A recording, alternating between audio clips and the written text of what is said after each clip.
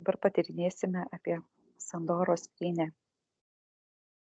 Tai yra biblinis artefaktas, netgi aprašytas Senojo testamento knygose ir ypač Išėjimo knygoje. Tai buvo auksu išklota dėžė, kurią Dievas nurodė pagaminti Mozės laikais, kad talpintų įstatymų akmenys, tai ten tos 10 Dievo įsakymų. Ir kitas šventas relikvijas kaip Aroną, tai kunigo šaukštą ir mano dangišką maistą. Mhm. Ar ją matai? Esi ta Sandoros Žinai, skrynia. Aha, sakyk. tarsi einu pro tunelį, supranti kažkokį tai, jinai kaip užslėpta būtų. Ir toliau matau tokia kaip du angeliški sparnai, kurie prasiveria. Mhm. Ir aš įeinu į tą erdvę ir taip švyti, švyti, švyti. O, Aukso spalva. tai jie saugoja tą dėžę? Taip. A, nes čia ta spiralė, kai danguje buvo pasirodžiusi, tai čia kaip vartai kitos skrynios daryti.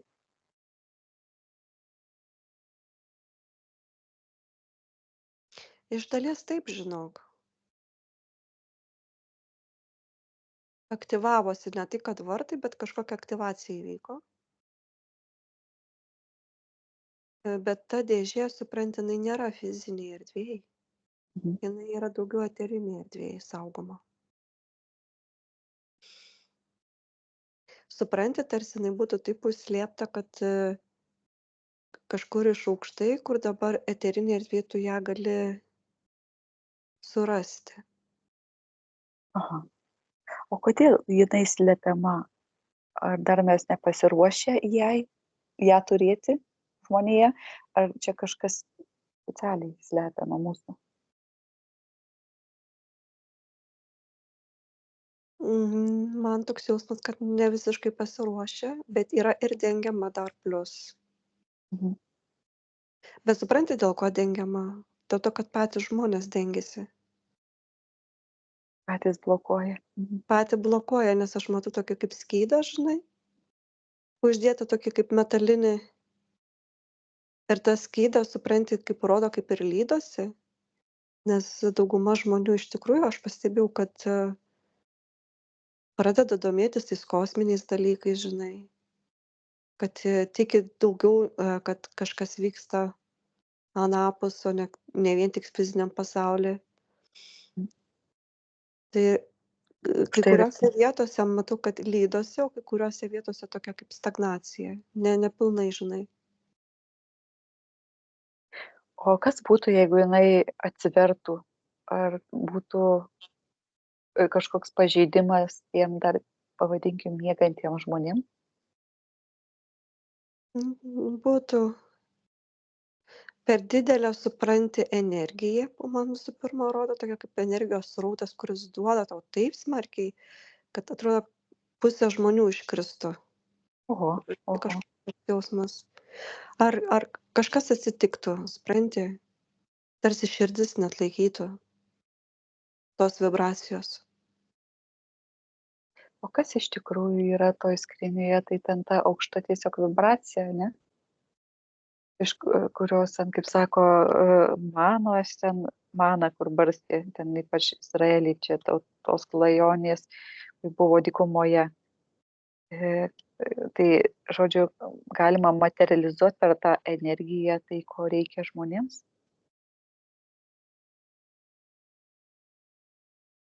Čia žinai, kaip yra, čia pačios aukščiausios sąmonės tarsi šaltinis,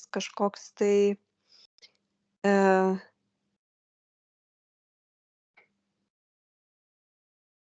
kažkoks tai, bet jisai saugomas tarsi.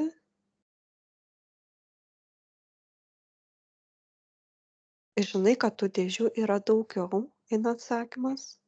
Daugiau, oho, aš galvoju Mhm. vieną. Ne, yra daugiau. O jos tokios pačios vibracinės vertės yra, nu, ta prasme, tokia pati vibracija, ar jos šiek tiek skiriasi?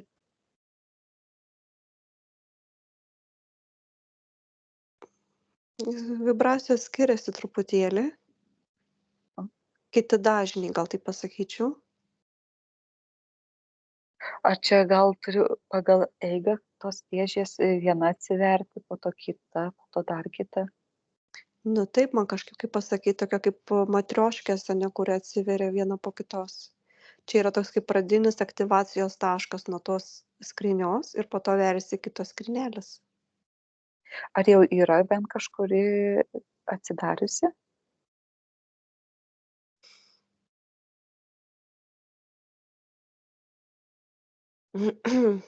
Viena tai yra užvirusuota, man rodo. Užvirusuota? Požemė. Požemė. O viena po žeme, o kitos, kur tada slepiamos kažkur erdvėje, aukštai?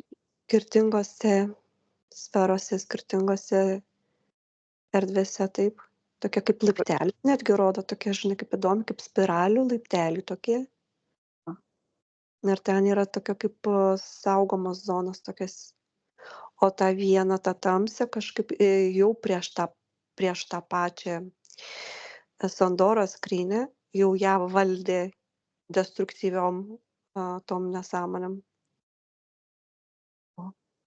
Tai ta destruktyvi gal jau yra atidaryta, kad eitų tas visas brudas, kaip dabar tas virusas, ten tos kankinimai, žiaurumai. Taip, jinai atidaryta ir yra. Dabar paklausiam pasąmonės, kaip mums sutvarkyti, kaip ją neutralizuoti, tą blogąją dėžę, skrynę, atsiprašau. Kaip suvaldyti tą skrynę? Nu, aš kažkaip einu, man kažkaip pasidariau savo kopiją ir einu aš į tą tunelį, nes man iš arčiau kažkaip lengviau skanuojas informacija. Nes aš tai, kaip matau, ten yra tokios kaip irgi būtybės. Aš žinok, ne demoninės kaip Tomiai, kitokios truputėlį. O. Bet jau vis tiek jie yra virusinė žemų vibracijų. Jo, tankis energija. Ir aš suprantu, turiu tokią skrynutę specialią, aš viską ten į tą skrynutę ranku. Visą virusą, žinai, aš tokią skrynutę atidarau ir išsiurbiu visą tą tankį ir greit uždarau. Ir sukrenta ten. Ranku aš tą tamsią masę. Kaip rinkėja, žinai. Neutralizuojam viską išskaidom. Jinai netyčia ten kokie karteliai neišlystų. Tai ten viduj jau tenais išsiskaido. Ten ta skrynutė tokia transformacinė tokia, žinai. Tai gerai. Kur supranti, atrodo kaip padarytas toks kaip magnetizmas. Tokia kaip iliuzija padaryta. Tas blogis visas įsitraukia, o viduj alchemija ten prasideda, žinai, pokyčiai. Pas mane yra toks ginklas. Gerai. Mhm. Nusimė šitas visas negatyvas iš tos dėžės ir iš tos skrynios. Ir dabar kaip keičiasi, mes ją atregeneruot, kažkaip transformuot galime. Ją reikia išnešti. Gerai, tada paprašom arkangelų, kad jie padėtų išnešti mums tą dėžę. O kur mums ją reikia išnešti? Iškelti į viršų ją, kaip ir kitos? Taip, iškelti į viršų. Gerai, iškeliam į viršų ją. Jinai dabar tokia švyti, žinai, kaip tas Sandoros skrynia tokia tarsi būtų, žinai, auksinė, ne? O ten tokia, kaip atrodo, kaip deimantinė, tokia daug šviesios spalvos. Ir, žinai, man atrodo, kad kažkaip sujaukta tų skrynių eiga. Eiliškumas. Eiliškumas jo. Tai jinai iš tikrųjų... Man asocijuosi, kaip žinai, būna pirma medaliai, žinai, bronzas, sidabras, auksas, platina, tai tas kategorijos tos tokių, kaip sakai, laipteliai, ne? Aš čia pertraukiau, kažką norėjai sakyti. Tai nieko tokio. Tai taip ir yra. Bet ta skrynia kažkaip stovi iš po tos auksinės. Ne prieš, bet po. Tai gavosi kaip 2 aktyvacijos vienu metu dabar susipina tos energijos. Aha. Auksinė ir šviesi ta balta. Tokia kaip spiralė pasidaro. Oho.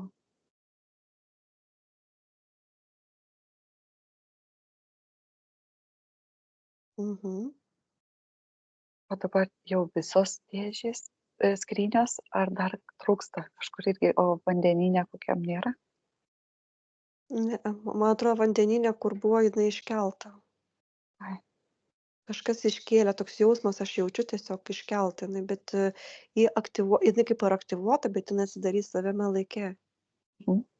Aš nežinau, kažkas jau čia pasidarbavo su ta vandenine. Gal sirenos? O ne Gal tos net iš būtybės, oi, mūsų žinok, telepatų?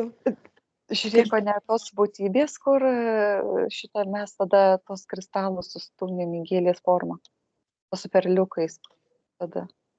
Negali? Gali būt ir mes. Sakau, kažkas jau pasidarbavo. Dabar kai tu pasakyti, žinok, labai rezonuoja, kad čia mes pačios. Nes man kažkaip net šiurpai nuėjo, kaip vat, su to hipnoze, kur su tom kosminis laužynas, kur buvo padarytas, kur tos Mhm. aukštos būtybės buvo spaustos vandens. Jo, jo, jo. Geras. Šauniai čia. Gerai, tai puiku. Žiūrėk, kaip čia gražiai viskas sudėliojo. Mhm. Taip dabar mes, tai dabar kiek jų atsidariusių? Viena atsidariusi, ar ne yra? Ne, 2. Dvi Mhm. atsidarė. Mhm. Tai dar turės ateit laikas trečiai. Jinai aktyvuota, bet jinai atsidarys, aha. A. Greitu metu netgi eina toks atsakymas. Jų iš tikrųjų tų skrynučių tokių kaip 13, 16. Bet jos visos šviesos, nėra jų užgrobtų. Ne, Gerai. Labai gerai. Ar dar kažkokia informacija, kažką matai aplinkui, ką reikėtų?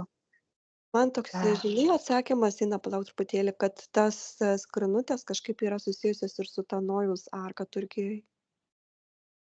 Kažkoks žinok, man ryšys, pažiūrim, kas čia per ryšys, kuo jos susijusios, jungtis, kokios tai jų, kažkokios ką jos jų. šviesios gijos, tokios kaip jungia Žemę su kosmosu, kažkas tokio. Mhm. Ar tos jungtys yra tvarkingos ir geros, jos reikalingos?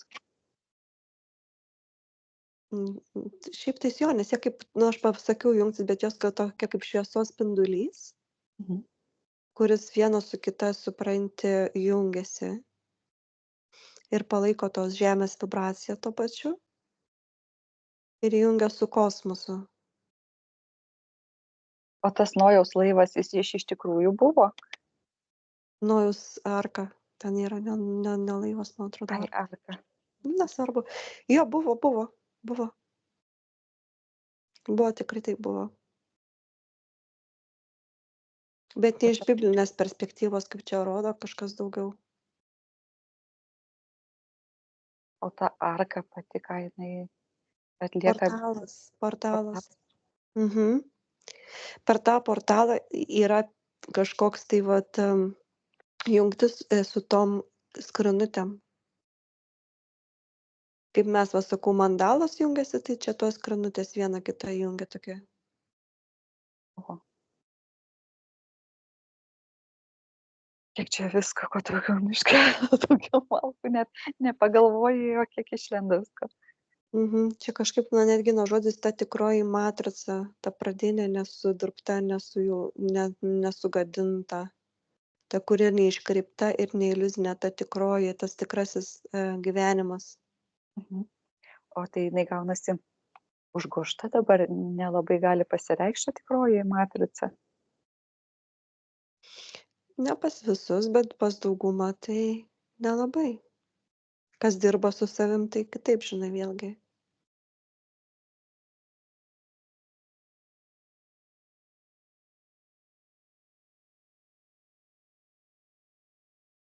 Tai dabar, reiškiasi, viskas gerai yra, ta Nojaus arka, tas ryšys, tos skrynios visos sąveikauja dabar tarpusavyje gražiai. Ar matai kažkokiu dar kažkokių sąsajų? O šiaip kas tas Nojus, vat Nojus, kas jis per būtybė, kodėl jis čia toks buvo ypatingas?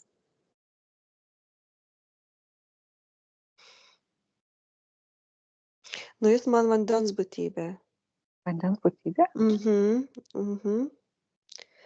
Atlantidietis kažkaip eina toks žodis.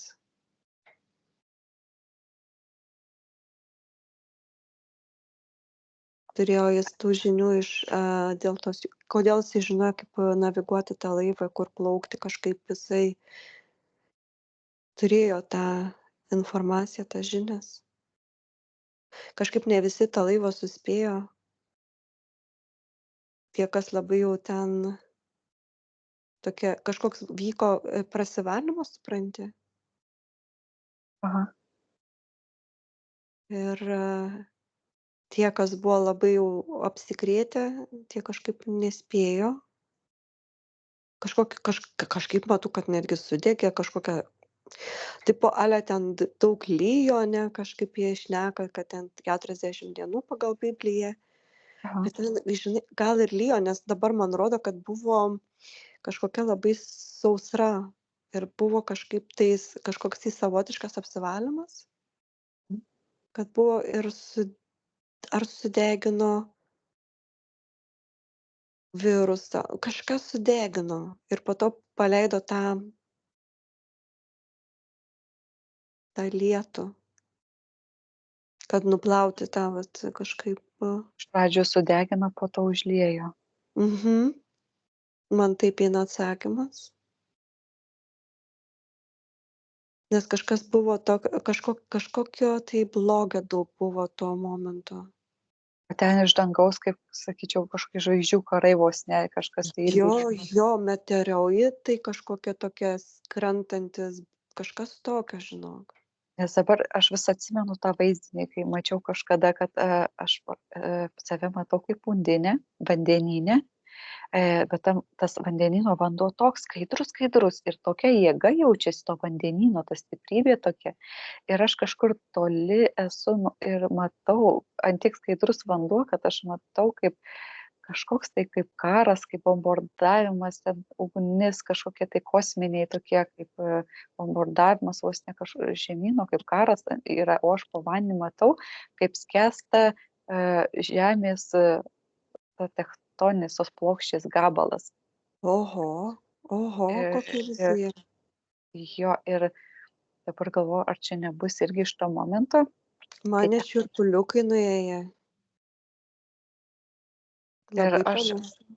ir ten toks, aš jaučiu, aš esu kažkur toli, bet aš viską matau per tą vandenį ir aš jaučiu, kaip ten, žinai, vyksta veiksmas, ten skausmas, tas žudymas, žinai, žūtys, tų kažkas dega, kažkas užmuštas, nu, žinai, jaučiau tą visą skausmą, tą visą išgyvenimą tų būtybių, kurios buvo tenais, nu, kur vyko tas mūšis, ten labai stiprus buvo.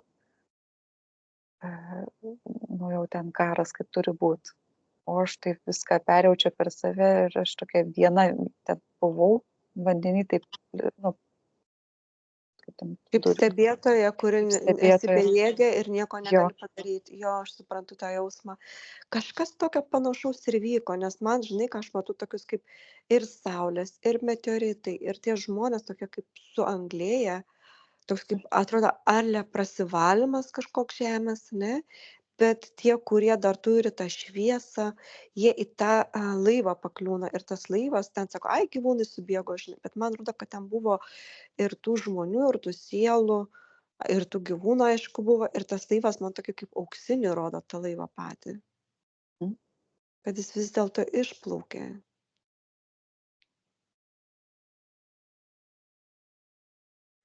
O tai tada, o ten užliejo visą, tai tik žemyną kažkokį užliejo, ar čia visą tą žemės mūsų kaip planetos paviršių užliejo? Toks jausmas, kad taip globaliai žiūrint, kad visa. Vis ar ne? Mhm. O tai tada gerai, tie šviesieji išplaukė, atsitraukė, jie išgyveno, o tai kur jie tada kažkaip susiformavo iš naujo kažkokios sausumos plotai, ar jie kurį laiką gyveno vandeny, nes, kaip sako, iš vandens išlipo gyvybė, tai gal žinai, jie kurį laiką tai vandenį ar tam laive gyveno iš vandens, po to Kodėl aš sakau, kad jis susiformavo. Atlantidas, kad jisai, supranti, tas šviesias sielas į tą laivą kažkaip surinko ir buvo kažkokia tai adaptacija ten į tą civilizaciją po vandeniu ir kad pratęstų tą vat žmonijos tą evoliuciją, tada jie rado naują kažkokią tai sausumos plotą ir vyko ten tas pratęsimas. Bet aš galvoju, ar Turkijai nėra to laivo šukių likusių, kažką girdėjau. Nežinau, žinok, šito dalyko. Kažkodėl toks, nežinau, ar man kažkas sakė, ar kažkas man šnabžda. Laivo šūkis. Gerai, tegul ateina tau informacija, ar yra laivo dalių Turkijoje, neminėjai.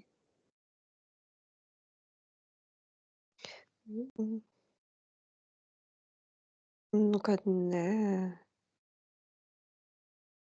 Bet tas laivas, ten, kai buvo visai kitos dimensijos tuo metu, galbūt jisai nebuvo fizinis.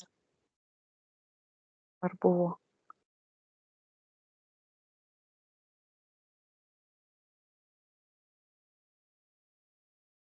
Jis buvo, supranti, kažkaip per vibracijas galėjo prisiderinti. Mhm. Yra tų tokių technologijų, kurios gali prisiderinti prie bet kokio lauko. Mhm. Tai man atrodo, kad jis kaip ir fizinis pasirodė, bet po to jisai kažkaip kažkokia ten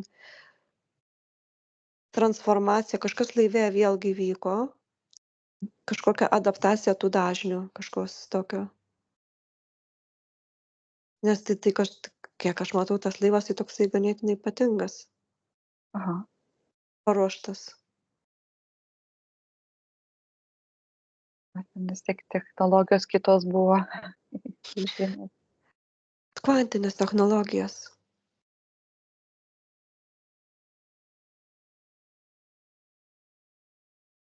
O dabar, vat, kaip tos rasės skirtingos gaunasi pas mus pasauly. Ten geltonodžiai, raudonodžiai, baltaodžiai, juodaodžiai. Mhm. Čia, kai tas Nojus rankiojo, jau tuomet buvo tų skirtingų tokių kažkokių tai rasių.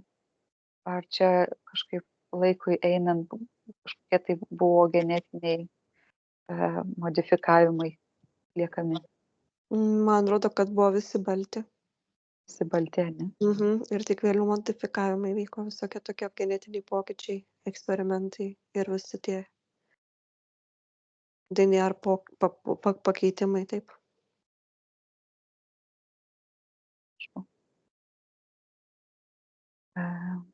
Dar matai kokią informaciją? Man taip įdomu, žinai, gerai, o kodėl iki šių dienų dar išliko ta Nojaus arka Turkijai? Kas tokio įvyko, kad jinai ant fizinės erdvės išliko? Gerai, paklausom pasąmonės, jeigu mums duoda 100% informaciją. Pažiūrim, kodėl ji iki šių dienų išlikusi.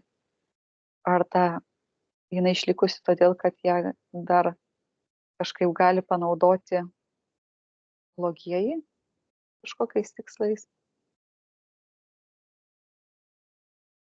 Ar jie tiesiog jos negali sunaikinti, nes ant tiek jinai aukštų vibracijų, kad jos negali paliesti ir jinai turi būti. Čia kaip atminties, kaip palikimas kažkoks, kad žmonės prisimintų, kas įvyko. Mhm. Žinai, kaip atrodo, tas laivas tarsi išplaukia ir kažkokia tai tarsi kaip, aš matau tokią kaip stagnaciją tam padaryta tai arkai, tokia kaip, iš eterinės erdvės matau tokia kaip ledinė, bet jinai turi tarsi būti likti, žinai, kaip štampas, ne tai kad štampas, bet kaip, atminties, kažkoks kodas tarsi. Ir jinai, supranti, kartais aktyvuojasi ta arka. Aha. O jinai kartais, sakai, aktyvuojasi, o kas neleidžia jai pastoviai būt aktyviai? Tai yra interferentai, kurie nenori išlaikyti arba bando perdaryti tą portalą savo naudai, kiša savo nagus ten.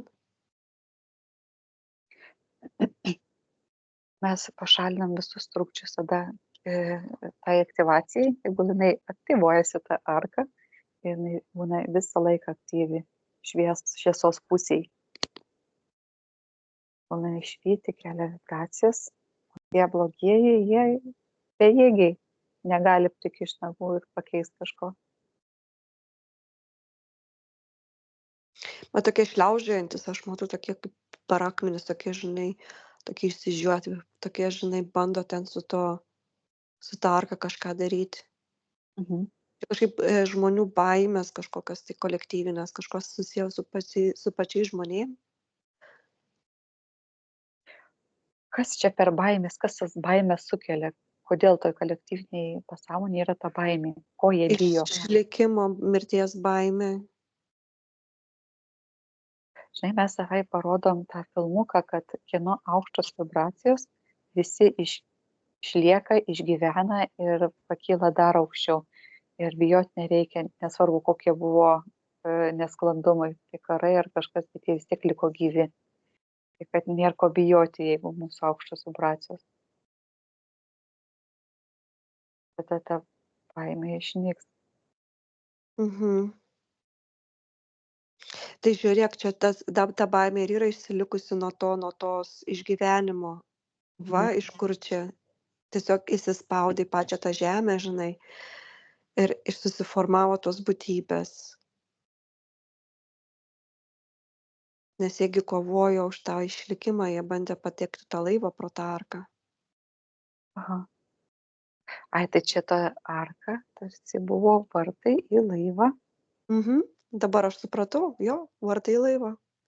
Ai, Ir kai kas sudegė kažkaip, kai kas papuolė, kai kas ne. Va, čia toks yra bus. tai reiškia, va čia kaip nuskanuoja tave, arba tu praeini, arba nepraeini.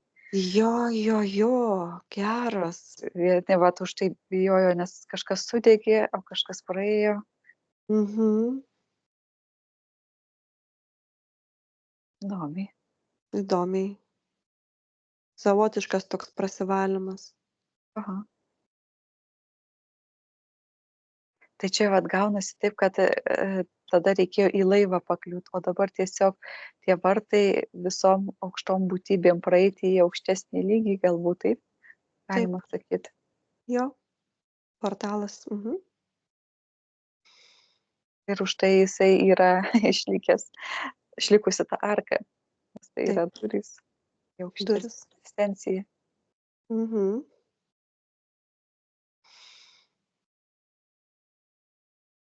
O davai bandom pažiūrėt, ar galima įdėti tokį kodą į tos vartus, kad jeigu nedaug trūksta, tarkim, tai sielai praeiti, bet dar nepraeina, bet gali eidamas pro tą arką išsivalyti, ištirpti tie kažkokie tai negatyvūs kodai ar kažkokie tai pridėti dalykai, kurie nužemina žmones. Bet tokie kodai jau yra, man sako. Bet tie, kurie supranti visiškai sudemonėję, kur ten jau nelikę jokios tos ugnies, tos sielos, tai va tokie ir nepraeina. Mhm. Na, Tie, tai kurie turi gal užprogramuoti, gal tie sintetiniai, tie robotai, aha. ar kaip ten juos pavadinus. Jo, dirbtiniai visokie dabar gi čia yra Mhm. kurta. Klonai visokie tokie. Mhm. Tai gerai. susidėliojo įdomiai. Jo.